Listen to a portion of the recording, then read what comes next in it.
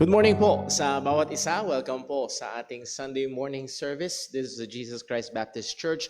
Welcome po sa lahat ng naririto, maging sa ating mga kasama online. And we praise and thank God sa magandang umaga na kanyang pinagkaloob. Do may paulan-ulan, panaka-naka. At kagabi ay umuulan-ulan din. At hopefully, naging maayos ang kapahingahan ng marami. At ngayon ho ay araw ng Panginoon na tayo nasa tamang lugar at gagawin ang tamang gawain ng pagsamba sa Diyos. Before we go to our worship service mamaya ay ang atin ho munang Sunday School kung saan nag-aaral tayo ng paksa patungkol mismo sa gawain ng pagsamba. And yes, today is the Lord's Day. Amen? At yun yung pinakamahalaga sa lahat, but a little bit extra sweetness ng araw na ito ay like last month, we gave honor to the mothers. Ngayon naman ho ay we will give honor to the fathers. So welcome po sa mga ama ng tahanang naririto. Happy Father's Day po sa bawat isa. And mamaya ho ulit ay babatiin ho natin. At pararangalan din ang mga ama ng tahanan. At meron tayong small token of appreciation po para sa kanila. Pero mas pogi ang mga tatay. Amen? Dahil mamaya dito tayo magtatanghalian sa church. Wala nung Mother's Day yan, pero ngayon ho, and bilang kami na rin, bilang pamilya, nagpapasalamat sa Diyos na after 6 years ay nakauwi ulit yung aking kuya at gusto rin natin ipagdiwang ito kasama ho ang buong iglesia. Okay, so tayo ho ay magsimula sa ating gawain which is our Sunday School, and ating hilingan ng ating tagapagpaawi, we will sing a very, very important song at again, ina-apply ho natin yan sa pag-aaral natin about worship, and that is The Bible Stands. Magsitayo po tayong lahat.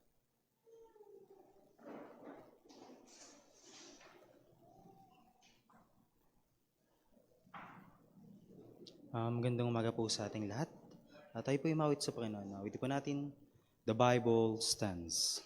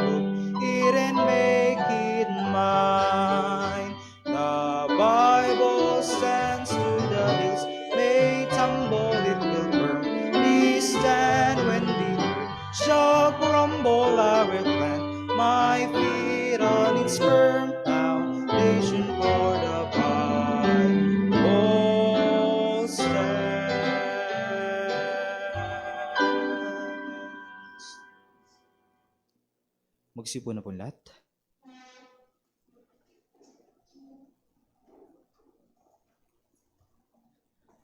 Amen. Purihin po ang pangalan ng Panginoon. And as we always say, almost after we sing that song, it's not the pastor's stand. Amen? Hindi yung gusto ng pastor o sino man, kundi ang sinasabi ng salita ho ng Panginoon. Tayo'y dumako sa atinong pag-aaral about worship. And tayo nagpapatuloy sa napakahalagang gawain na ito. And as we have studied, it is our greatest priority. Ang greatest priority ng tao ay hindi maging masaya. Ang greatest priority ng tao ay hindi maging totoo sa sarili. Ang greatest priority ng tao ay sambahin ang Panginoon. And that's what we are studying. Tayo ho muna ay manalangin, hingin natin ng tulong at paggabay sa atin ng Diyos sa gawain na ito. Let us pray. Panginoong Diyos, aming Ama sa langit, kami po ay nagpupuri, nagpapasalamat sa iyo sa iyong katapatan, sa iyong biyaya, sa iyong kabutihan, Panginoon, na hindi lamang sapat, O Diyos, sapagkat alam namin at nararanasan namin, nakikita namin, natitikman namin na andun ang kasaganaan ng iyong biyaya sa amin. Purihin ka, Panginoon. Lord, tulungan mo kami, O Diyos, sa sandaling ito ng aming pong gawain, particularly ang pag-aaral ng iyong salita. Dahil kailangan namin ang iyong katotohanan. Sapagkat totoo ang iyong sinabi, hindi lamang sa tinapay nabubuhay ang tao, kundi sa bawat salita na lumalabas sa iyong bibig. Lord, marami sa amin sa loob ng nakaraang isang linggo ay nagbabad at namuhay at naghanap buhay at nagtrabaho upang punan ang mga pangangailangan ng pisikal na katawan. Nawa, O Diyos, ngayong sandaling ito, sa aming pagsasama-sama sa gawain, ay tulungan mo kami na makinabang sa mula sa iyong mga katotohanan at panumalikin mo ang kalakasan, ma-refresh, makapagpahinga kami sa iyo at muli ang katotohanan mong patuloy na magpalaya sa amin at humubog sa amin sa uwangis ni Kristo. Lord, dalangin po namin na siyasatin mo rin kami sa anumang mga pagkakasala, lalo't higit, O Diyos, sa mga kasalanan na madalas ay hindi namin pansin. Tulungan mo kami na makita ito sa liwanag ng iyong salita, dalhin mo kami sa pagsisisi. At lahat ng ito, Panginoon, ay hinihiling namin sa ngalan ng aming Panginoong Hesukristo. Amen. So dumako ho tayo sa ating pag-review at ayoko hong may maiwan sa biyahe natin ng pag-aaral patungkol sa worship. Pag-aralan natin ang Panginoong Hesukristo at ang ating pagsamba. And ang thought na hindi natin dapat makalimutan ay hiwalay kay Jesus, anumang gawain ng pagsamba ay hindi katanggap-tanggap. Walang gawain na pagsamba na katanggap-tanggap sa Panginoon, maliban na ito ay sa pamamagitan ng ating Panginoong Hesukristo. And with that, we also studied theology and doctrine in our worship or end our worship. Yung kahalagahan ng teolohiya o pagkakilala sa Diyos at doktrina, that is mga katuruan ng Biblia, na may kinalaman ito sa ating pagsamba. And again, we grow deeper in our worship as we grow deeper in our understanding of God's Word. Habang lumalalim tayo sa pagkaunawa sa tungkol sa Panginoon, mas lumalalim ang ating pagsamba sa Diyos. And I believe some of our members ay makakapagpatotoo nito na habang pinag-aaralan natin, particularly yung pagiging soberano ng Diyos. And maybe you can go back 3 years ago, 5 years ago, kung paano ka sumasamba sa Diyos, paano ka nanalangin sa Panginoon. And then sa biyaya ng Diyos ay mas naging malinaw sa iyo ang pagiging soberano ng Panginoon.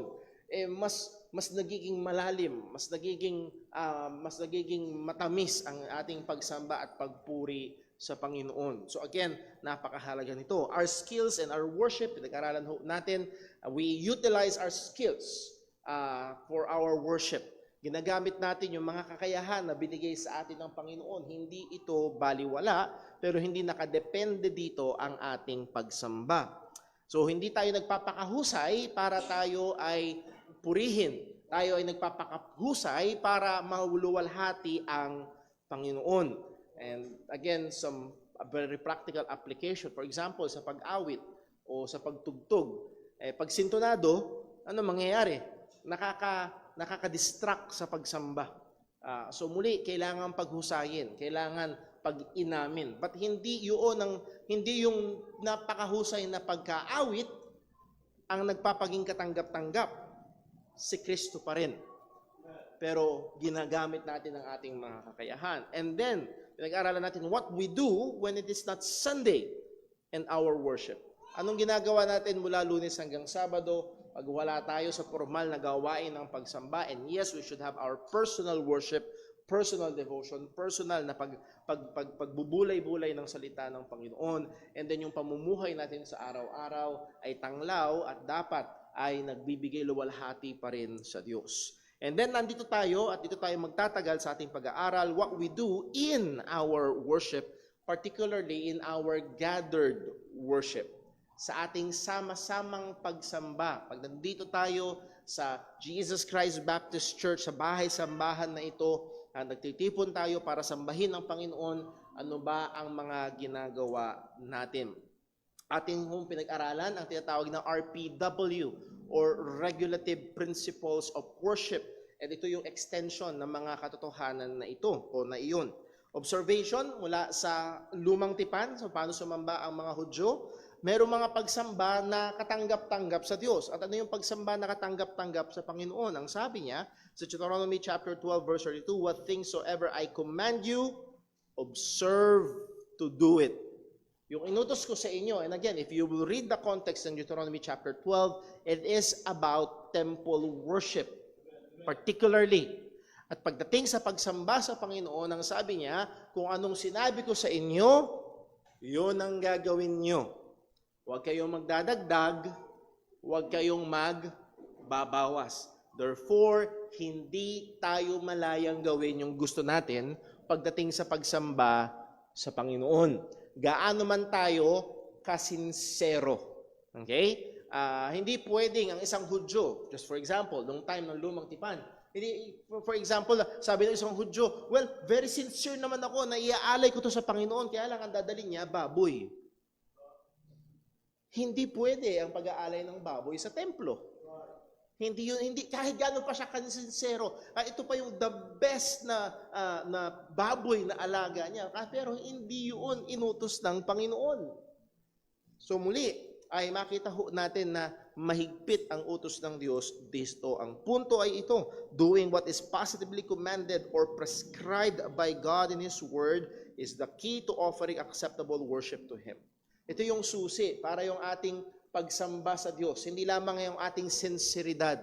Hindi lang yung ating feelings. Kundi yung ating ginagawa ay dapat yung positibong pinrescribe, sinabi, iniutos ng salita ng Panginoon. Now, at the opposite side, meron namang rejected worship. And at tingin ko, sana tumatak na sa ating kaisipan itong pangalan ni Nadab and ni Abihu, mga anak ni Aaron na nag-serve sa templo, pero ang problema, they tried to innovate. Baguhin natin. Tingin ko okay to. Hindi nila gagawin yun kung tingin nila hindi okay. Tingin ko okay to, gawin natin ito, baguhin natin, siguro mas magiging anuman ang kanilang dahilan. Walang sabi ng salita ng Diyos, they offered a strange fire, estranghero, ibig sabihin wala sa inutos ng Panginoon before the Lord, which He commanded them not. Hindi inutos ng Diyos yung inoffer nila. At alam natin, ano ang ending ng story nitong dalawang taong ito? Pinatay sila ng Panginoon. Okay?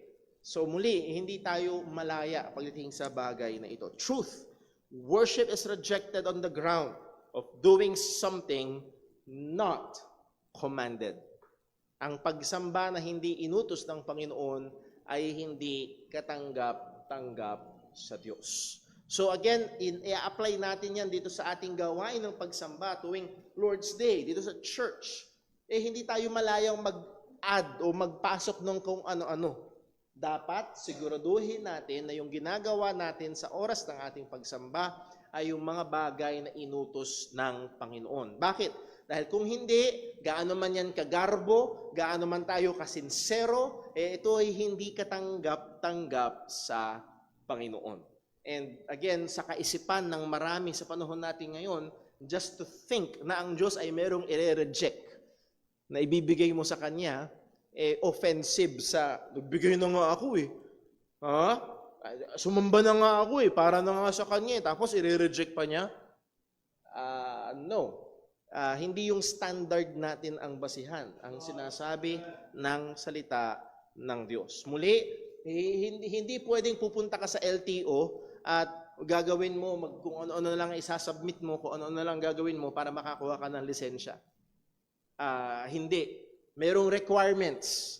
At hindi sila ang susunod sa'yo, kundi ikaw ang susunod at isasubmit mo yung hinihingi nilang requirements. At ganoon din sa pagsamba sa Panginoon.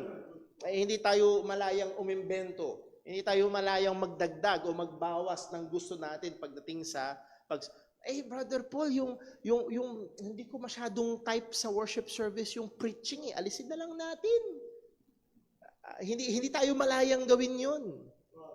Brother Paul, mas masaya yung dancing, nakakapag-exercise pa tayo pag worship service, dancing. Yun ang ilagay natin. Again, hindi tayo malayang gawin yun kung wala sa salita ng Panginoon. Okay? Properly studied, properly applied. Number next, nag-aralan natin, sola scriptura in our worship. Pag sinabing sola scriptura, scripture alone. Ang magre-regulate ng ating pagsamba ay ang salita ng Diyos lamang. Sabi ni John MacArthur, sola scriptura, the sufficiency of scripture. Do we believe that scripture is sufficient? Sapat ang salita ng Diyos. Sapat ang Bible. Hindi kailangan itong dagdagan. Hindi ito kailangan dagdagan. Ito ay sapat. Ought to spur us to keep performing our churches to regulate our worship according to biblical guidelines. Merong MTRCB. Ano nga ba ibig sabihin ng MTRCB? Basta ang R doon, regulatory. Sila yung nagre-regulate ng pinapalabas sa mga telebisyon at sinihan. Nire-regulate nila. At gayon din, ang nagre-regulate pagdating sa pagsamba ay hindi tayo. Hindi rin ang pastor. Muli, nakabasa ako na ang pastor ay mahilig sa country music. So yung buong service ng church, I guess what? Ano ang tema? Country music. Yun ang gusto ng pastor. At yun yung nasunod. Well, hindi ho. Ang magre-regulate ng pagsamba ay hindi ang gusto ng pastor, hindi rin ang gusto ng mga members, lalong hindi yung gusto ng mga unsaved.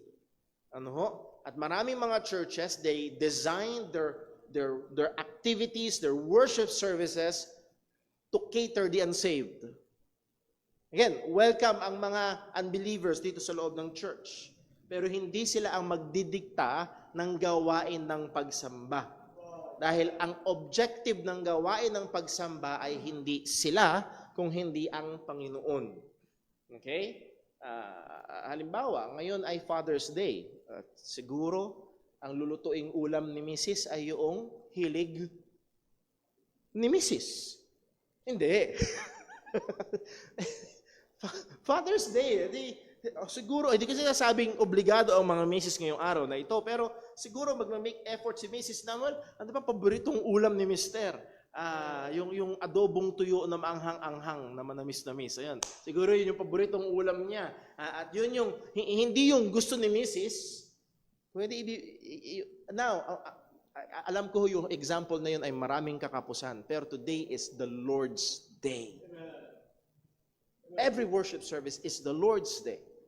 At ang kailangan natin ibigay sa Kanya ay yung hinihingi niya, yung gusto niya. Application, we must be willing to put our worship services and all its different parts under the test of Scripture. Testingin natin yung mga ginagawa natin sa pagsamba. Now, I believe meron ng iba dito na galing sa ibang relihiyon or maaaring kayo last Sunday or next Sunday, ibang church ay inyong papasukan. Suriin nyo. Yung bang ginagawa ay sang-ayon sa salita ng Panginoon. Okay? Dahil yun ang inutos ng Diyos. 3 principles na kailangan natin i-apply. Pinag-aralan natin ito. Do what God clearly commands. Gawin natin yung klarong inuutos ng Panginoon.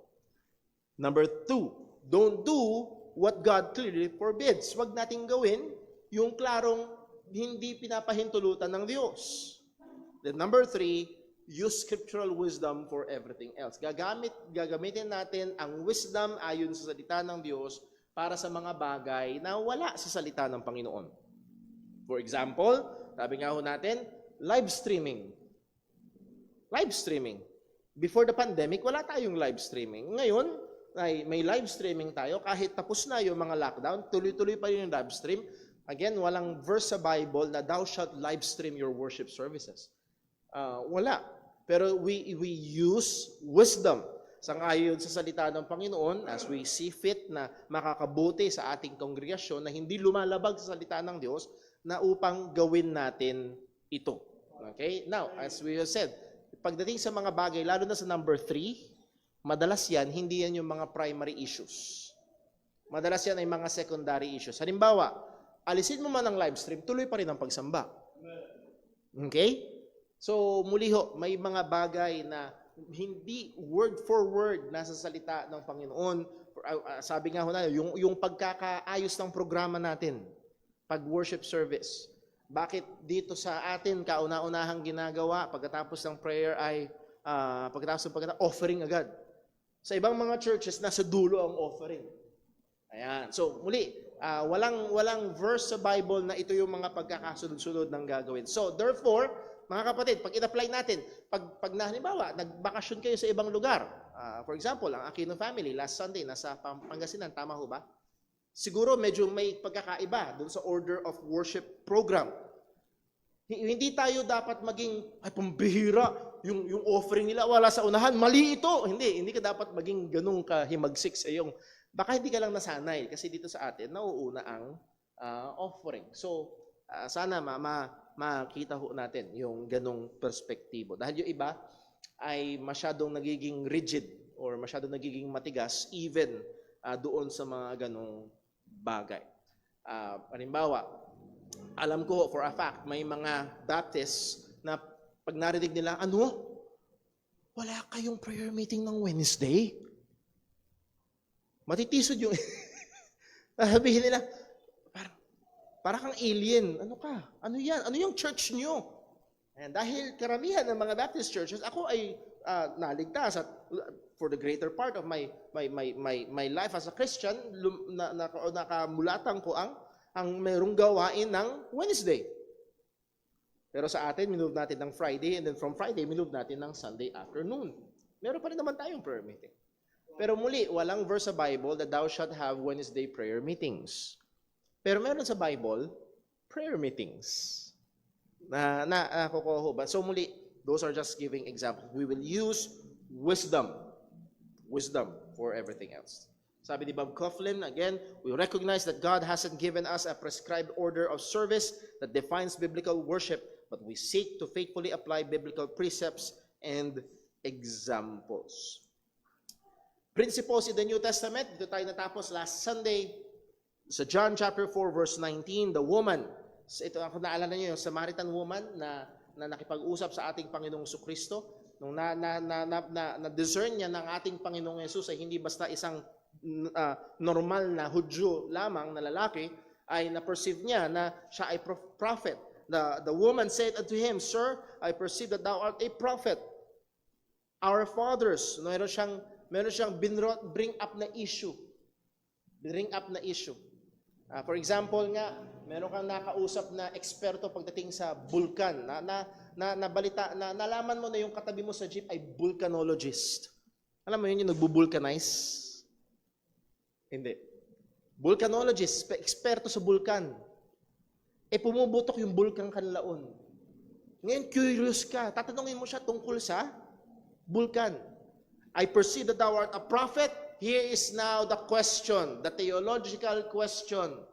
Ang sabi ng aming mga ninuno, our fathers worship in this mountain, which is Mount Gerizim. And ye say that ye in Jerusalem is the place where men ought to worship. Ang sabi ng mga ninuno namin dito sa bundok na ito, ang sabi nyo sa Jerusalem. So ang issue ay lugar. San ba dapat idaos ang pagsamba sa Panginoon? Okay? May issue. Jesus said unto her, Woman, believe me, the hour cometh when ye shall neither in this mountain nor yet at Jerusalem worship the Father. Again, bilang hindi Hudyo o hindi Samaritan, hindi borderline scandalous ang verse 21. Dahil ang mga Hudyo for thousands of years, ang mga Samaritano, as long as they existed, yung dalawang lugar na yon ang alam lang nila na mayroong pagsamba. Tapos biglang sasabihin itong humingi ng tubig sa kanya, hindi na dito at hindi na rin doon. Very, very strange itong sinabi ng ating Panginoon sa tenga nitong babaeng ito. Ye worship what ye know not. We know what we worship, for salvation is of the Jews. But the hour cometh and now is. By the way, sa verse 22, ang ibig sabihin ni Jesus, ang tama ay ang mga Hudyo sa Jerusalem.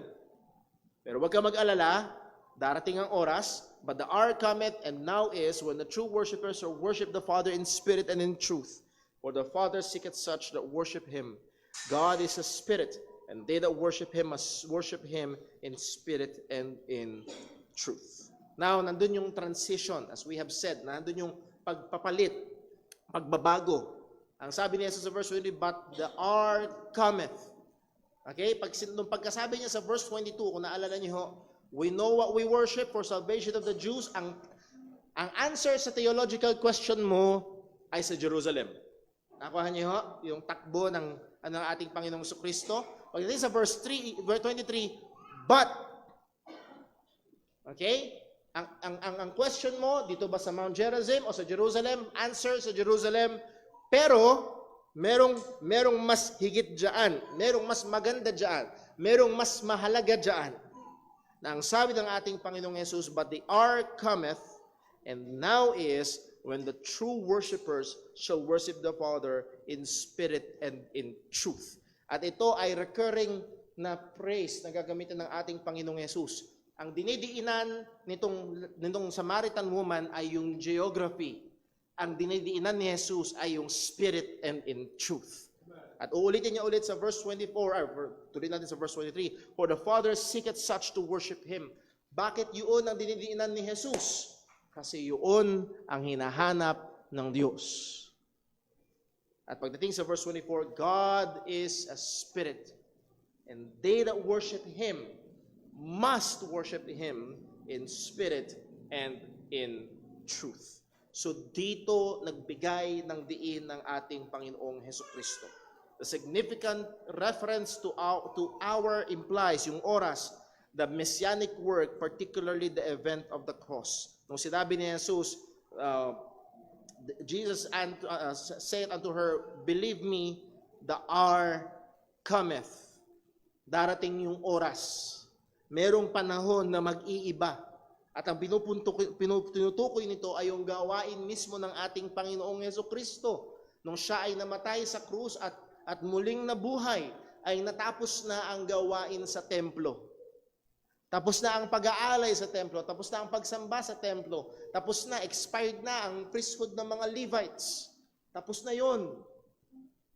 It will make the issue of place of worship irrelevant. Hindi na usapan yung lugar. Hindi na sa Jerusalem. Hindi na doon sa mount na tinatanong ng Samaritan woman. Ang sabi ni Jesus, when ye shall neither in this mountain, nor yet at Jerusalem, worship the Father. Application, in-apply natin to last Sunday, let us be reminded that the special presence of God is present in the simple yet biblical gathering of Christ's people on the Lord's Day. Ang presensya ng Diyos ay wala sa gusali. Okay? Ang presensya ng Diyos ay nandun sa natitipon ng mga mananampalataya. Yun ang templo ng Panginoon. So wag nating isipin na ang presensya ng Diyos ay nakakulong sa gusaling ito. Na para bang paglabas mo ay okay ka na. Kaya yung mga joke, madalas nakirinig ko yun ng mga joke, ayokong pumasok sa simbahan na yan. Bakit daw? Baka masunog ako. Ano ibig sabihin mo? Wala ang Diyos sa labas? Hindi kayo nakikita sa labas? Yun ba ang ibig mo? Yun ba ang pananaw mo? Yung bang kapangyarihan ng Diyos sa labas, 50% lang, 100% sa loob ng church? That's not biblical. Kung gaano ka makapangyarihan ng Diyos sa loob, ganun din sa labas. At kung tingin mo masusunog ka sa loob, masusunog ka rin sa labas. Sa init ba naman? Now, ang punto natin ay maging mapaalala sa atin ang espesyal na presensya ng Diyos. Muli, yes, God is omnipresent. He is everywhere, anywhere. Pero may espesyal na presensya ang Diyos sa natitipon niyang mga mananampalataya. Kung meron 2 o 3 natitipon sa aking pangalan, ang sabi ng Panginoon, naroon ako. Amen. Naroon ako. At paalala sa atin, it is not our feelings nor a particular place that makes the presence of God a reality. Iba, Brother Paul, bihira, iba talaga sa church natin. Pag pumapasok ako sa church natin, tumitindig ang balahibo ko. Baka nakatutok lang yung aircon sa'yo. Hindi yung pantingdig ng balahibo mo ang nagbibigay ng katotohanan o realidad ng presensya ng Panginoon. Whether, quote and unquote, you feel it or not. Ang sabi ni Jesus, kung natitipod ang 2 o 3 sa kanyang pangalan, naroon siya. Hindi kailangan humahagulgol, hindi kailangan ng drama, hindi kailangan ng anumang emotional roller coaster para masabing nandoon ang presensya ng Diyos. No, ang katotohanan ay totoo anuman ang ating nararamdaman. Kung natitipon tayo sa pangalan ng Panginoon, narito siya. Narito siya. And because this is true, let me provide the last application na pinag-aralan natin last Sunday. There must be a sense of seriousness and awe when we come together in the presence of God. Magkaroon ng kaseryosohan. Magkaroon ng pagkamangha. Again, hindi pagkamangha sa architecture ng gusali. Hindi pagkamangha sa disenyo ng kung ano man na meron dito. Kundi pagkamangha sa Diyos. Anong katotohanan? Gaano man tayo kakulang, ay nandito ang Panginoon sa ating kalagitnaan. Magkaroon tayo ng pagkaseryoso. I would like to encourage at na-bring up ito ng isang kamanggagawa na kausap ko minsan na pinuproblema niya maging yung kanyang mga anak.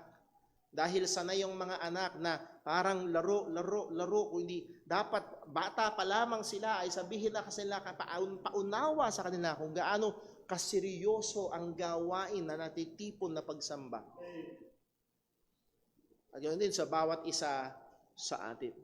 Kaya nga dapat pahalagahan natin, i-prioritize natin, paghandaan natin ang gawain ng pagsamba.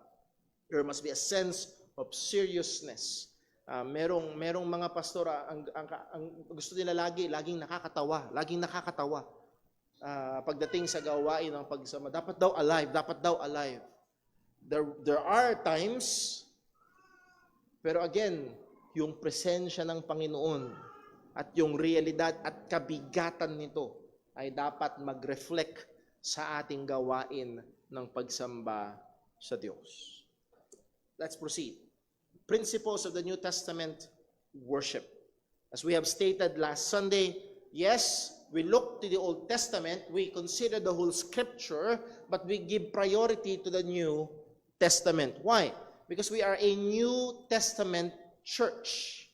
Ang church ay sa bagong tipan. Ang iglesia ng ating Panginoong Jesucristo, ang katawan ng ating Panginoong Jesucristo ay narito sa bagong tipan ng ating kalagayan. So our central focus ay nasa ating Panginoong Jesus o nasa bagong tipan. At kagaya ng sinabi niya, pagdating sa bagong tipan, dapat pala nilagay ko ulit dito. No? So John chapter 4 verse 24, God is spirit, and they that worship Him must worship Him in spirit and in truth. Hindi to suggestion, hindi to advice. Ito ay a must. Parang papasok ka sa eskwelahan, mga estudyante, walang pasok ngayon, pero wearing your ID is a must. No ID, no entry. No entry, no baon. It's a must. Hindi ito up for discussion. At ang sabi ng ating Panginoong Yesus, darating yung time, sabi ng Samaritan woman, darating yung time, at ito yung binigyan niya ng diin, those that worship Him must worship God in spirit and in truth. Balikan natin ito. Ang central focus na in-introduce ng ating Panginoong Jesucristo pagdating sa mode of worship is to worship in spirit and in truth. And if we desire to worship God properly and acceptably, we must have a clear understanding of this statement of Jesus Christ. gusto natin talaga sambahin ang Panginoon ng katanggap-tanggap sa Kanya, kailangan nating maunawaan ang sinabi ng ating Panginoong Hesukristo na ito. Now, pagdating doon sa kasabihan na in spirit and in truth, even some well-respected theologians, understand this to be pointing to the New Testament fulfillment of the promise regarding the pouring of the Holy Spirit and the necessity of His work and presence in worship. Ang sabi nila, yung word na spirit daw dyan ay pumapatungkol sa banal na spirito. Mostly no, something is. Dahil ang pag-worship na wala ang banal na spirito ay hindi uubra. Okay? Hindi talaga uubra. Pero dito sa text na ito, I don't believe na ang pinupunto nito ay patungkol sa gawain at presensya ng banal na espiritu. Bakit? Tingnan natin. While the Holy Spirit is vital in New Testament worship, this is not the point of the verse. Muli ho, mahalaga ang banal na espiritu sa pagsamba. Hiwalay sa banal na espiritu, walang tamang pagsamba. Okay? Now, totoo yun. Pero hindi yun ang katotohanan na sinasabi ng verse na ito, ng John 4:24. That they that worship Him must worship Him in spirit and in truth. At madalas itong hina-hijack ng mga charismatic. Dapat daw ang pagsamba ay in spirit. At dapat nanginginig ka, tumitirik ang mata mo, tumutumba, nagsispeaking in tongues. Dapat daw kasi ang worship ay in the spirit. At yun yung sinusubukan nilang ipakita. But again, that is a misuse of this text. Remember, tandaan natin ang context. Ano ba ang context? Nagtanong yung Samaritan woman. Ano ang tanong ng Samaritan woman? Dito ba sa bundok na to? O sa Jerusalem ang pagsamba? Okay, so ang concern niya is geography with regards to worship. Many people then and now focus on the geography, on the outside, on the material, the rituals, and the tangible things when it comes to worship. Yun ang tanong ng babae. Patungkol sa panlabas. Kanino bang pagsamba ang tama? At para sa kanya, ang magdedetermine ng tamang pagsamba ay yung tamang lugar. Okay? So ang concern ng babaeng ito ay something on the outside. Ang concern ng babaeng ito ay something on the physical, something on the material, something on the tangible, yung mga rituals na mga ginagawa pagdating sa pagsamba. And sadly, maraming mga tao, kahit noon hanggang ngayon, yun pa rin ang focus. Panlabas. Yung mga ritual, yung mga material. Now, gusto kong linawin, may lugar yun. May halaga yun. Hindi natin sinasabi na walang halaga yun. Wag tayo mag-jump agad na, well, hindi pala mahalaga yung mga material na mga bagay, hindi pala mahalaga yung mga lugar, and so on and so forth. May halaga huyaan. Pero tingnan ho natin. God is Spirit. Doon nagsimula si Jesus sa John chapter 4, verse 24. Sumagot si Jesus sa kanya, at ang sabi ni Jesus, God is Spirit. So that truth is the foundation nung sinabi ni Jesus that they that worship Him must worship Him in spirit and in truth. Why? Because God is Spirit. At pag sinabing ang Diyos ay Spirit, ang pangunahing pinapatungkulan niya na He is not physical. It's not about the outward or the ritual or the geographical.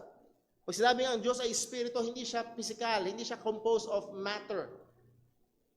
At so hindi ito patungkol sa mga physical na bagay. Mahalaga, we are not saying that the outward aspects of worship are of no value. Hindi natin sinasabi na wala itong saysay o wala itong halaga. But what we are saying is that there are things of higher importance. Merong mas mahalaga.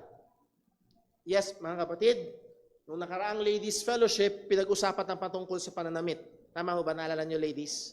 Naalala ng mga ladies yon? Very good. So mahalaga ang pananamit. Bantayan ang pananamit ng mga kababaihan. Pero merong mas mahalaga doon. Kaya nga ang sabi ni Pablo, mga babae, wag niyo unahin yung panlabas, yung mga pagdidesign ng buhok niyo, yung mga kung anong palamuti sa katawan. May halaga yun. Pero merong mas mahalaga in the sight of God of great price, which is the inward man, or yung kalooban, yung character ang mas mahalaga pagdating sa Panginoon. So yun yung pinupunto natin dito. Yes, may halaga yung mga panlabas na bagay, pero hindi yun ang pinakamahalaga. Just to give us an example, mula sa Jeremiah chapter 7, sa Lumang Tipan, nirebuke ng Panginoon ang mga Hudyo sa pamamagitan ni Prophet Jeremiah. Ang sabi ng Diyos sa kanila, "Thus saith the Lord of hosts, the God of Israel, amend your ways and your doings, and I will cause you to dwell in this place. Trust ye not in lying words." Huwag daw kayo magtiwala sa mga kasinungalingang salita. Kuha ho, ano yung sinasabi ng mga sinungaling na ito na pinupunto ng ating Panginoon? Saying, the temple of the Lord. The temple of the Lord. The temple of the Lord are this. For if ye thoroughly amend your ways and your doings, if ye thoroughly execute judgment between a man and his neighbor, if ye oppress not the stranger, the fatherless and widow, and shed not innocent blood in this place, neither walk after other gods to your hurt, then will I cause you to dwell in this place, in the land that I give to you, to your fathers, forever and ever. Now, sa unang basa, ano daw? Ang sinasabi ng Panginoon, baguhin nyo ang lakad nyo. Translation, ayusin nyo ang pamumuhay nyo. Tigilan ninyo ang kasalanan, lumakad kayo na may kabanalan. Pero ang sinasabi ng mga false teachers, ng mga false prophets, we have the temple of the Lord. It's all okay.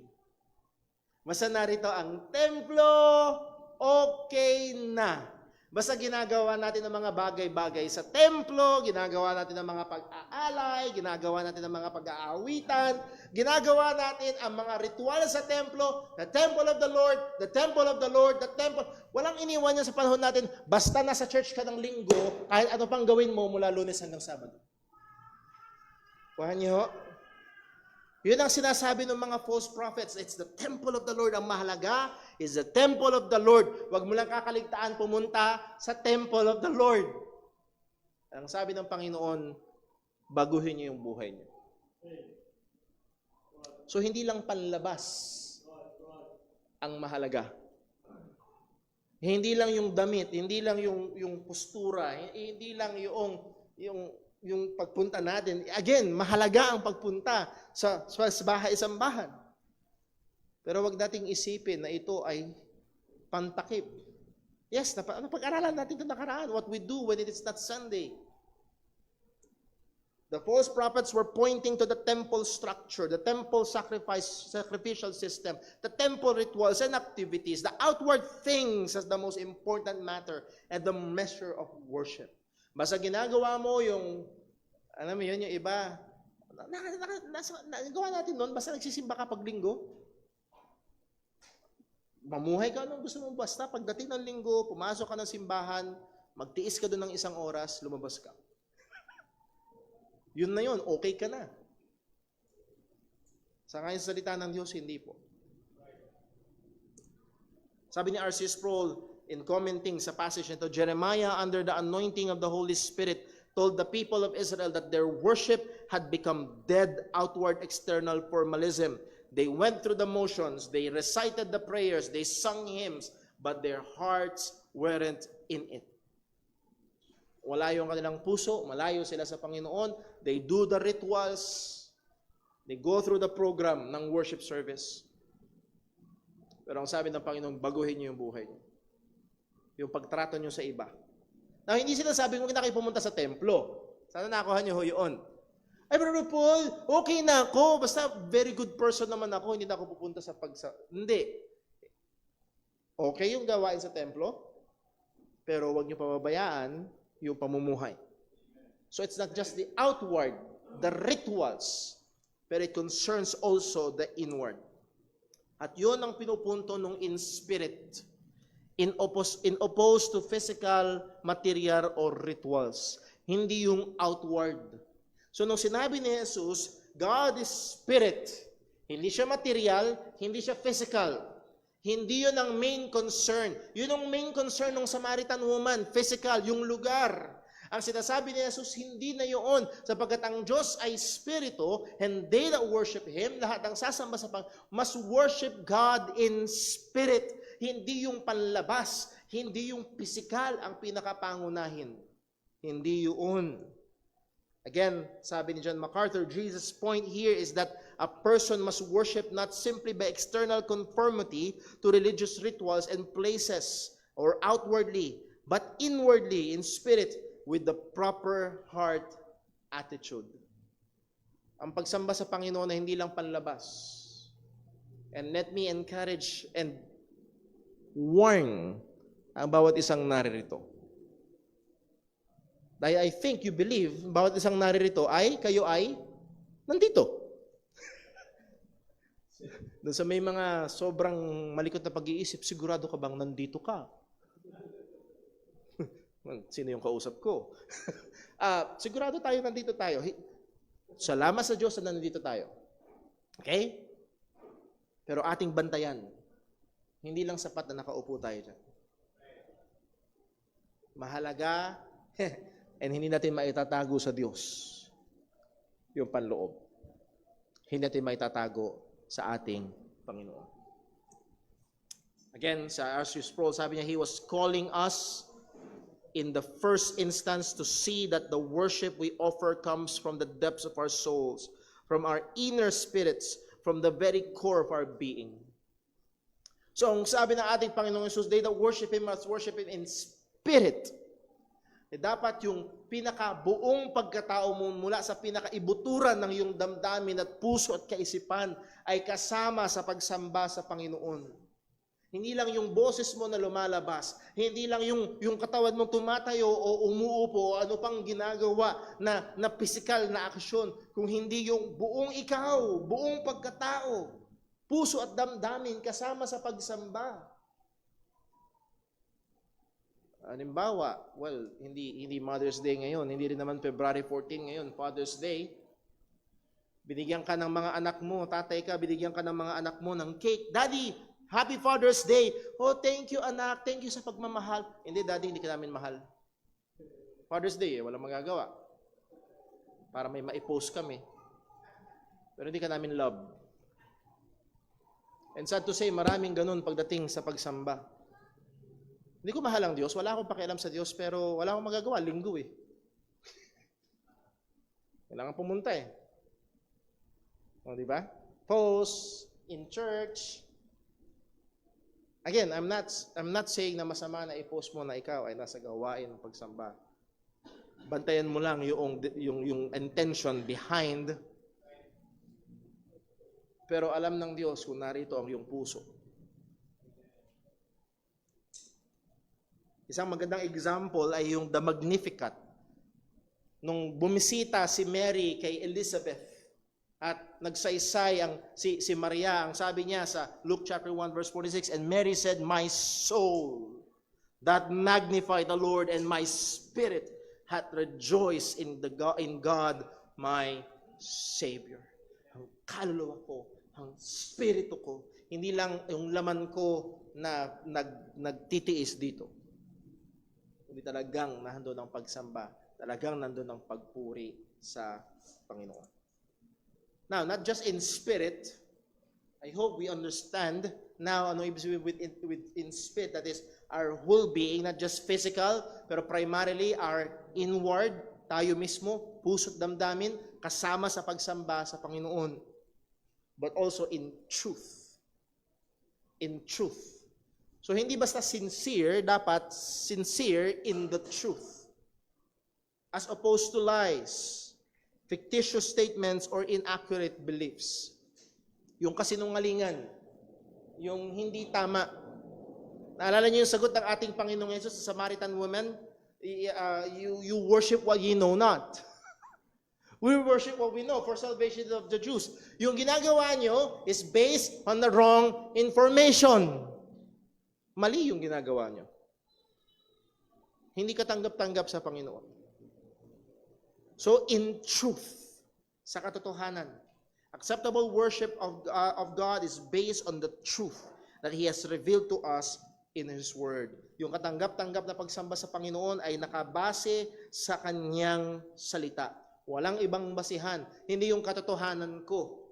Alam niyo, masyadong individualistic ang approach ng mga tao ngayon. Ito totoo sa akin, yan totoo sa iyo, katotohanan mo yan, katotohanan ko to. Kanya-kanya tayong katotohanan. Pag ganun, walang totoo. Pag subjective ang lahat ng bagay, no. There is objective truth. At ang basihan nito ay ang salita ng Diyos. And therefore, ang ating pagsamba ay dapat nakabase sa Kanyang salita. Both spirit and truth are inseparable from the person and work of Christ. Hindi ito mahihiwalay kung sino ang ating Panginoong Hesus. Hindi ito mahihiwalay sa ginawa ng ating Panginoong Hesus Kristo. As we have said, ano yung naging pagbabago? Nung siya'y namatay sa krus, wala na yung gawain sa templo. Ano na yung katotohanan? Ang katotohanan, kapag ang mga mananampalataya natitipon, nahandoon ang Panginoon. Anong katotohanan? Hindi niya tayo iiwan, hindi niya tayo pababayaan. Anong katotohanan? Nakatahan sa atin ng banal na Espiritu. Anong katotohanan? Meron tayong tagapamagitan sa Diyos. Walang iba kundi ang ating Panginoong Hesukristo. Hindi na tao. So hindi na tayo dumadaan sa mga sinumang tao para ilapit tayo sa Panginoon. Pwede tayong dumiretso sa trono ng biyaya ng Diyos sa pamamagitan ng ating Panginoong Hesukristo. Huwag niyo sanang isipin na, ay, mag-prayer request ako kay Brother Paul. Mas malakas si Brother Paul kay Lord. Ano yung palakasan? Hindi ho, meron lang iisang daan, si Kristo. Hindi si San Pablo, hindi si San Pedro, hindi rin si Senyor Pedro. Okay? Iba yun. Litsong manok yun. The transition, balik tayo sa sinabi ni Jesus. But, again, balik tayo sa pinag-uusapan nila. Ang sabi ng babae, dito ba o sa Jerusalem? Ang sabi ng Panginoong Jesus, sa Jerusalem. Pero, darating ang oras at ngayon na yun. At ang tinutukoy ni Jesus na ngayon na yun ay siya. Ang fulfillment nito ay siya sa pamamagitan niya bilang Mesiyas. When the true worshipers of God shall worship the Father, the true worshipers shall worship the Father in spirit and in truth. So ipinako ni Kristo, itinali ni Jesus sa kanyang sarili na ang pagsamba sa Ama sa Espiritu at katotohanan ay nakatali sa Kanya. Nung sinabi niyang, and now is, ngayon na nga. Ano yung pagkakaiba? Kasi ngayon na nga, nandito na yung Mesiyas. Nandito na si Kristo. Yun yung nagpag-iba. For the Father seeketh such that worship Him. God is a spirit, and they that worship Him must worship in spirit and in truth. So again, that's John chapter 4, verse number 24. Hindi natin layunin i-expound bawat parte. Pero let's go to Mark chapter 7, verse 6. Again, nasa New Testament worship tayo. Yung mga prinsipyo. And these are familiar texts na sa atin. He answered and said unto them, well hath Isaiah prophesied of you hypocrites. Aray ko. Tinawag sila ni Jesus na mga ipokrito. As it is written, this people honoreth me with their lips, but their heart is far from me. Nahagingan na natin to sa mga nakaraan nating pag-aaral. Yung nguso nila ay malapit, pero ang puso nila ay malayo. Anong tawag ni Jesus sa kanila? Hypocrites. Mapagbalat kayo, pakitang tao. Ano ibig sabihin ng pakitang tao? Para makita ng tao. And nawa, bantayan natin. Kahit ang pastor ay pwedeng malagay sa alanganin. Baka mamaya, pakitang tao. Kaya na, well, bakit ka nasa church? Pastor ako, wala akong magagawa. Nandito ba talaga ang puso? Nandito ba talaga ang isip? Nandito ba talaga tayo para sumamba sa Panginoon? Now, ang concern natin particularly ay nasa verse 7. Howbeit in vain do they worship me. They worship? They worship. Pero sabi ng Panginoong Yesus, yung worship nila is vain. Ibig sabihin ng vain, walang kabuluhan. Ako din nagkakamali ng tanda sa pinaka-word na yan, ibig sabihin empty. Walang laman. Maganda sa labas, pero walang laman sa loob. At napakahirap kung ang ating pagsamba with all its hymns and all its activities ay walang laman. At napakahirap kung bawat individual sa atin na nagbihis ka, naligo ka, I hope nag-toothbrush ka, at nagbiyahe ka patungo sa church, at nag-make effort ka, and okay, tignan sa panlabas, nandito ka. Pero yung panloob ay wala. Ang sabi ni Jesus, it's in vain. It's in vain. Now, particularly in this context, ano ang dahilan kung bakit sinabi ni Jesus na yung worship nila is in vain?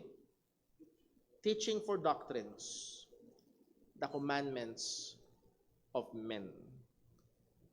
Ang tinuturo nila, ang tinutupad nila, ang main concern nila ay ang mga kautusan ng tao. Particularly sa context ito ay ang tradisyon ng tao. Warning, traditions and commandments of men can make worship vain.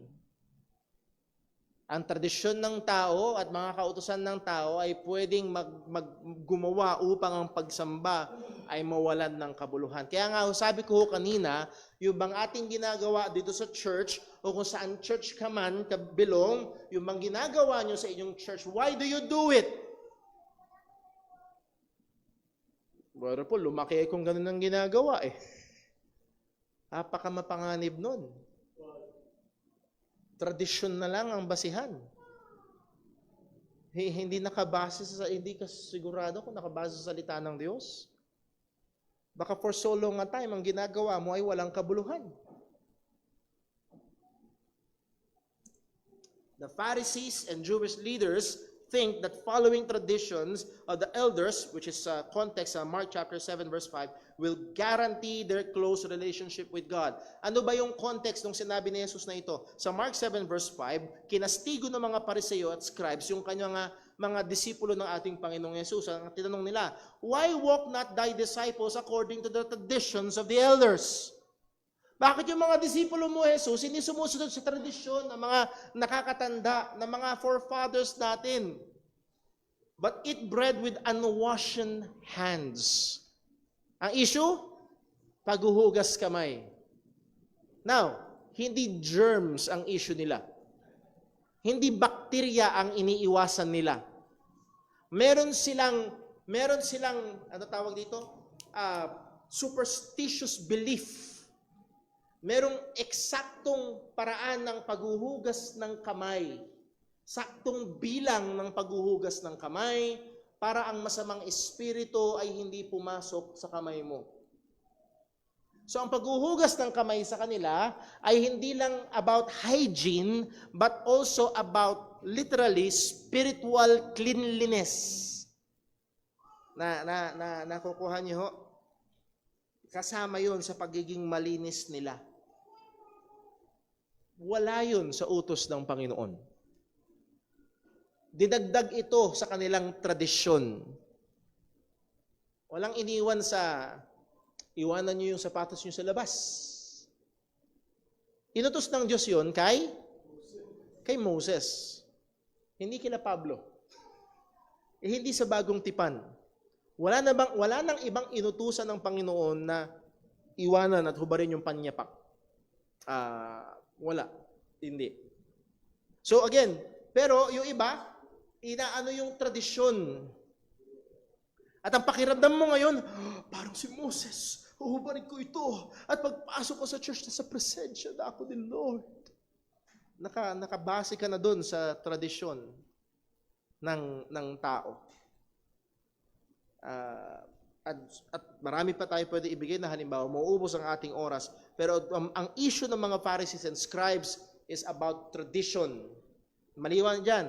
Thy disciples do not do according to the tradition of the elders. Natitison sila, ba't hindi rin ginagawa yung tradisyon? At ang naging sagot sa kanila ni Kristo, kayo naman, winawasak niyo ang kautusan ng Panginoon dahil sa inyong tradisyon.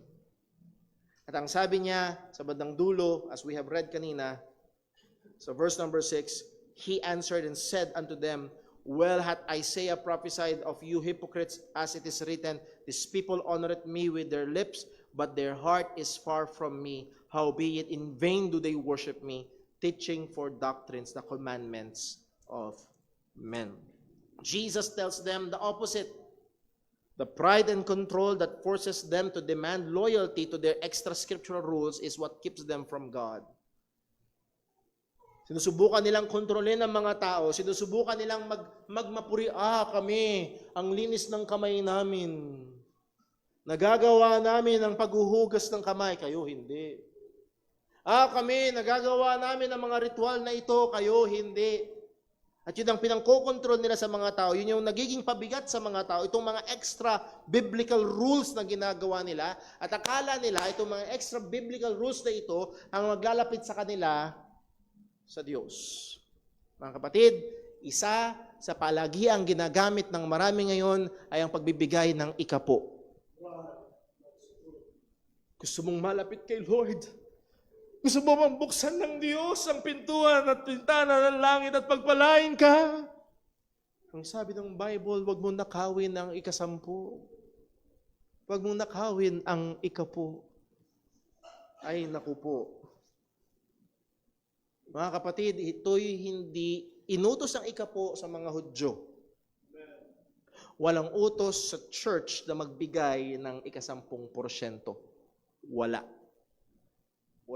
Walang mga disipulo, walang mga apostol na nagturo nito. Wala. Kaya hindi natin ginagawa dito. Now, gusto mong bigay ng 10%? Pwede. Pwede rin ng 30%. Hindi namin pinipigilan. Pero, nahandun dapat ang nagmamahal at masayang pagbibigay. Hindi dahil napipilitan ka. So muli, ang punto, yung tradisyon ng tao, ang ginagawa ng nilang batayan. Point, clear commands of God must not be laid aside to give way to human ways and traditions. Ang mga malinaw na kautusan ng Panginoon ay hindi dapat isantabi para bigyan daan ang mga tradisyon at imbento ng tao. Let me just read yung sinabi ni Adam Clarke sa kanyang komentary sa passage na ito. By traditions of the elders, not only the word of God was perverted, but his worship also was greatly corrupted. But the Jews were not the only people who have acted thus. Again, kahit si Adam Clarke, nung panahon niya, hindi lang mga Hudyo nung time na yun, kahit daw ngayon, ang sabi niya, whole Christian churches, as well as sects and parties, have acted in the same way. Men must not mold the worship of God according to their fancy. It is not what they think will do is proper, innocent, etc., but what God himself has prescribed that he will acknowledge as his worship. Hindi yung gusto ng tao, hindi yung tradisyon ng tao, hindi yung naisipan ng tao, kundi kung ano ang sinabi ng Diyos sa kanyang salita. John Calvin said, those who are not satisfied with the only law of God, that is the word of God, and weary themselves by attending to the traditions of men are uselessly employed. And ang context niyan, sa verse na yon, is in worship. Pinapagod mo ang sarili mo sa tradisyon ng tao. Ano nangyayari sa'yo? Napapagod ka lang. Pero hindi mo nasasamba ang Panginoon. Kaya ganun kahalaga na tiyakin natin na yung ginagawa natin sa pagsamba sa Diyos ay sang-ayon sa salita ng Panginoon. Point, it is of the greatest importance that we ascertain or tiyakin natin na what we do in our worship service is not merely traditions of men, but are the positive prescriptions of God in His Word. Alam ko ho, sounds familiar, pero dinidiinan ko ho. Bakit? Dahil marami sa atin lumaki sa tradisyon. Ginagawa lang natin kasi, kinalakihan natin, ginagawa natin. Even, mga kapatid, kahit yung mga bata na lumaki dito sa JCBC, mag-ingat tayo na baka maging tradisyon na lang yung kanila after some years. Bakit yung ginagawa? Yun yung kinalakihan ko eh. Pwedeng mahulog sa traditionalism na lamang. So, ang dinidiinan ho natin ay nakabase sa salita ng Diyos. na sa tamang pag-aaral, na sa tamang pag-a-apply, kung anong positibong inutos ng Diyos pagdating sa pagsamba sa Kanya. Dito tayo manatapos. At sa natitira nating 5 minutes, baka meron hong may tanong. Question? Ay, yung mic po natin, pakiready po. Dito po, kay Brother Boy.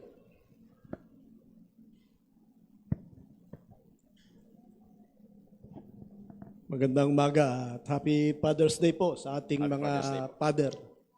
Hindi muna ho ako maglalaba ngayon, day off natin ngayon mga kapatid. Binanggit niyo yung wisdom, scriptural wisdom. Mm. Alam natin, ang isa sa pinakamalaking kulto dito sa Pilipinas o baka maging sa buong mundo ay ibinubukod ang upuan ng babae sa lalaki. Mm. There is wisdom behind that dahil ang sabi nila, ang talata nilang pinangahawakan, yung do everything decently and in order. Di ba kaya tama yun? Di ba kaya tayo ang nalalagay sa walang wisdom? Di kaya dapat ay gawin din natin ang katulad nun? Now, meron ho talagang mga grupo na ginagawa yun. I would even dare say na mayroong mga relihiyon na ginagawa yun. May mga Baptist na ginagawa ho yun. Hindi ko lang alam kung paano ang gawain ng pagsamba ng mga nasa Middle East, pero kung ang kanilang kinalakihan ay Islam tradition, nakabukod talaga ang lalaki at babae, I don't know kung nakikerry over yun sa pag sila ay naging Kristiyano na at meron silang gawain. Hindi ko alam, wala pa akong nasak. So it may be sometimes it's cultural. Yun lang ibig ko sabihin. It may be sometimes it's cultural. Kaya ho merong ganun. Now, yung nabanggit ni Brother Boy, merong mga churches na gumagawa doon, ginagawa nilang batas sa church nila yun, magkahiwalay ang babae at lalaki. Wala hong particular na sinabi ho sa salita ng Panginoon. Again, merong mga churches na inihiwalay yung mga bata. I will contend that. I will say na mas maganda kasama sila sa pagsamba. Pero minsan, ang sinasabi nila is para hindi maging distraction sa worship. At sometimes maaaring merong wisdom doon. Pero I would dare say na ang pangangaral ng salita ng Diyos must be plain enough na kahit yung mga, syempre, hindi yung mga 2, 3, 4 years old. Pero it must be plain enough that we believe na ito'y pwedeng maunawaan ng kahit ng mga bata. That's why they are welcome here sa pagsamba. Now, pagdating sa gender, nakiwalay ang lalaki at babae, walang kautusan ang Panginoon. Pagdating sa bagay na yon, I do not believe na yun ay nag-go against sa sinabi ni Jesus na pag nagsama ng Diyos ay huwag paghiwalayin ng tao because it's about marriage, hindi about sitting arrangement. But kung maaari kasi may sitwasyon ang partikular na iglesia, hindi ko alam, that it may be that for them, really, may be very wise na baka maganda, maaari pansamantala, ay gawin nila yon. Baka, sabi ko, pwede magkaroon ng cultural na dahilan, pero dahil nga walang partikular na sinasabi ang salita ng Diyos sa bagay na yun. Pero para ilapag yun as measurement sa lahat ng churches, na ang church nyo, magkasamang lalaki at babae, ang church nyo ay magulo. Not necessarily. Hindi yun, walang ganung pamantayan sa salita ho ng Panginoon. So again, ang sagot ho doon sa, hindi naman tayo nalalagay doon sa walang wisdom. Muli, ang gamit ng wisdom ay may mga pagkakataon depende sa sitwasyon. So may mga pagkakataon na maaari may nag-aaray sa sitwasyon na, for example, mga kapatid, sa susunod na Sunday, halimbawa lang, ang susunod na Sunday, ililipat natin ang ating gawain sa hapon ng 5:00. Halimbawa lang, baka dahil merong sitwasyon, gagawin natin yun pansamantala, yung mga ganong bagay. So, there may be situations that wisdom will require us na magkaroon ng ilang mga adjustments. May mga gagawin tayo ng mga bagay. Pero, hindi yun main component pagdating sa ating pagsamba, which is pag-aaralan natin sa bagong tipan, ano yung mga main components ng pagsamba sa Panginoon. Liban na lang ako kung merong gustong dagdag. Kung yun kasi dapat at may wisdom behind at dapat ipatupad sa mga churches. Sabi ko sa isang ministro mismo, bakit mismo ang Panginoon at ang mga apostol nung marami, libo-libo ang nakikinig, alam naman natin walang sound system noon at talagang siksikan para makapakinig, ay hindi ginawa ng Panginoon at ng mga apostol na ibukod ang babae sa lalaki. So, parang lumalabas ay mas orderly and decent pa sila kaysa sa Panginoon at sa mga apostol. Ang magiging difference ko sa dito ako nagiging maingat din ho, lalo na sa pag-counseling, ay yung paggamit ng word na dapat at word na maganda. Kasi pag dapat, ang dapat ay dapat kahit anong mangyari. Dapat. Kaya sa Pilipinas, kaya sa Africa, kaya saan pa, dapat. Dapat yun eh. Now, meron namang maganda. Baka maganda. At may mga sitwasyon na baka maganda ay ganito or ganon. So, doon ako magkakaroon ng problema pag sinabi lang dapat ay ganito. Which is, kung dapat yun, then therefore, as to the point of Brother Boy, hindi ginawa ni Jesus at yung mga apostol yung dapat. Hindi sila ang nagkulang. So, again, kung gusto nilang gawin ho yun, so sa tingin nila, in their measurement, yun ay makakatulong, makakaganda sa kanilang gawain. Doon magkakaroon ng pananagutan yung mga nasa leadership. But again, dito sa atin, kita naman na hindi natin ginagawa ho yun. Pero, we are encouraging talaga na i-maintain yung order. So, bantayan ho natin na baka magkaroon tayo ng false sense of superiority. Yung iba, magkahiwalay lalaki, babae, mas orderly kami, mas spiritual kami kaysa sa inyo. Not necessarily. Yun namang iba, katulad kami nung kila Kristo, halo-halo, mas spiritual kami. Hindi rin naman. Okay? Hindi yun basihan ng spiritualidad o pagiging Christian. Meron pa ho ba tanong? Baka sa online, baka may tanong? Berchestan, meron ba? Wala naman. Baka meron pa ho may tanong. Isa? Wala na? Pagdating sa worship? Ayun, si Brother Gerard. Brother Gerard.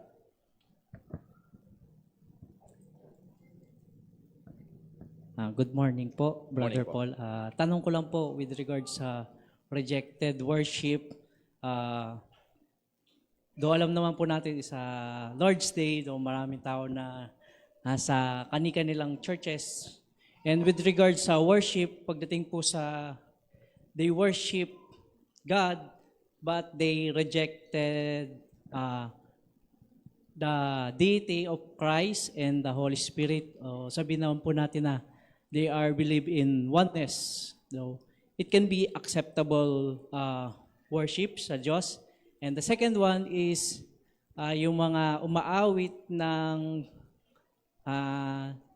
sabihin na lang po natin na yung mga lyrics is sound doctrine, but they believe itself is they are separate sa gospel o iba yung view po nila sa gospel. It can be acceptable po ba sa Panginoon? So, para maging aware din po tayo na yung ma-evaluate din natin sa sarili natin kung totoo or tama ba or nakasandig ba sa katotohanan yung pagsamba natin sa Diyos. So, yun Okay. Thank you very much. Napakahalagang tanong. Hindi ko alam kung masasagot ko in 3 minutes, pero subukan natin. 1, yung bang naniniwala sa oneness theology or modalism ay acceptable yung worship? I do not believe so. Ang doktrina ng modalism or oneness theology, ang ama ay ang anak ang banal na espiritu, ang banal na espiritu ay anak. Depende kung nasaan sila, yun yung mode nila. Pag nasa langit siya ang ama, pag nasa lupa siya ang anak, pag nasa mga mananampalataya siya ang banal na espiritu. Different modes in different places, modalism, oneness theology. Isang example niyan ay si Kibuloy. Yan nakakatakot kasi siya na daw ang anak. So kung oneness siya ang anak, later on siya na rin ang ama. Again, hindi papasa ang oneness theology sa Biblia. Now, dito papasok yung kahalagahan ng pinag-aralan natin kanina, theology and doctrine and our worship. And then, dito rin papasok yung pinag-aaralan natin sa John chapter 4 verse 24. They that worship Him must worship Him in spirit and in truth. And yes, there may be some areas na maaaring, for example, sa eschatology. Halimbawa lang naman, si Brother Daryl ay premillennial sa eschatology. Halimbawa lang, and then si Brother Paul ay amillennial sa eschatology. Mayroong mga Kristiyanong ganun. Pero nagkakaisa pa rin kami sa ebanghelyo. And I do not believe na mag-affect yun sa pagsamba per se. Now, iba naman pagdating sa oneness dahil ibang Diyos na ang kanilang sinasamba. Okay? So there must things that must be believed and there must be things that cannot be denied. Hindi mo pwedeng i-deny ang triune God. Pag deny mo yun, you are considered sa historical theology, you are considered as heretic. Hindi non-Christian. So therefore the worship is not acceptable. And lastly, yung sinabi ni paano naman Brother Paul, pagdating sa order of worship, maging sa mga kanta, napakaganda, napaka-biblical, pero sila ay hiwalay sa ebanghelyo. They teach false gospel or maybe faith plus works, faith plus baptism. Again, that is not acceptable worship dahil ang pagsamba sa Panginoon is through the Lord Jesus Christ alone.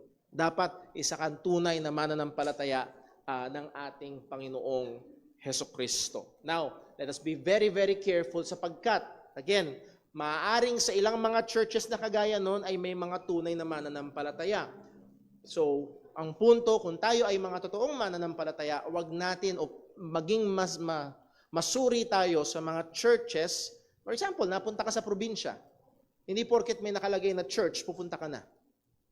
Kailangan mong suuriin kung anong klase, anong kanilang teolohiya para makita mo kung yung bang pagsamba, ilalahok mo ba yung sarili mo sa gawain ng pagsamba na yon at yung ba ay naaayon sa kalooban ng Panginoon. We can say more, but for the sake of time, dito tayo matatapos. Tayo ho ay manalangin bago tayo dumako sa ating break time. Let's pray. Panginoong Diyos, aming Ama sa langit, salamat po sa iyong katotohanan. Lord, tulungan mo kami. Sadyang kami ay mahina, nandoon o Panginoon ang kasalanan. As Paul said, when we desire to do good, evil is present. Even as we are here, narito kami sa bahay-sambahan upang sambahin ka, nagde-desire na sambahin ka, Lord, ang daming umaagaw ng aming atensyon, ang dami, Panginoon. Tulungan mo nawa kami na maituon namin ang aming mga sarili sa pagsamba sa iyo. Na kung paanong inutos mo sa iyong salita na kami sumamba sa Espiritu at katotohanan, nawa mamaya sa aming gawain ng pagsamba ay magawa namin ito. Tulungan mo rin kami maging sa aming break time, O Diyos, sa pakikipag-fellowship sa isa't isa, na mamaluwalhati namin ng iyong pangalan at sa lahat ng ito, ikaw ang maitaas. Salamat po sa iyong katotohanan. Dalangin namin sa pangalan ng aming Panginoong Hesukristo. Amen. 15-minute break po tayo, 10:05. Balik po tayo dito sa ating worship para sa ating worship service. God bless po. May merienda po sa mga bisita ho natin. Pakibigyan lang ho natin ng church